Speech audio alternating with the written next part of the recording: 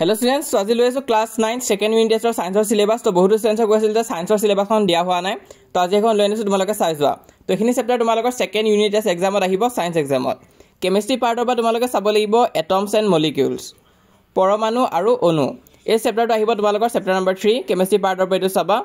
next তোমালোকে চাবা biology পাৰ্টৰ পৰা আহিব নেক্সট বায়োলজি পাৰ্টৰ পৰা তোমালোকে চাবা চেপ্টাৰ নম্বৰ 7 টো চাবা ডাইভাৰ্চিটি ইন লিভিং ওয়াৰ্ল্ড জীৱৰ বিচিত্ৰতা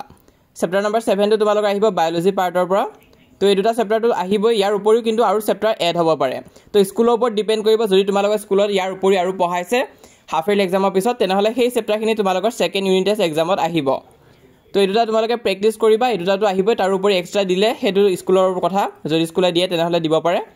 তো এখন হ'ব তোমালোকৰ সিলেবাস এনে ফিজিক্সৰ পৰা কিন্তু একাডেমিক ক্যালেন্ডাৰ মতে ইনক্লুড নাই চেপ্টাৰ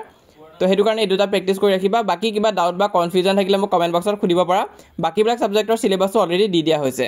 আৰু যি হল স্টুডেন্টস আমাক দিয়ালে WhatsAppত জয়েন কৰা না সোনকালে জয়েন কৰা কাৰণ 2000 কে অধিক স্টুডেন্টস আমাক WhatsAppত জয়েন কৰিছে কমপ্লিটলি ফ্ৰী হয় তোমালোকে জয়েন কৰিবা লিংকটো মই পিন কমেন্টত দি দিছো তাত ক্লিক কৰিলে WhatsApp পেজটো ওপেন হ'ব সেই WhatsApp পেজটো তোমালোকে ফলো কৰি ৰাখিবা সকলো কোৱেশ্চন পেপাৰ আপডেটস আদি পাই থাকিবা তাৰ উপৰি আমাক সাবস্ক্ৰাইব কৰি ৰাখিবা মই যিমান পাৰো সহায় কৰি যাম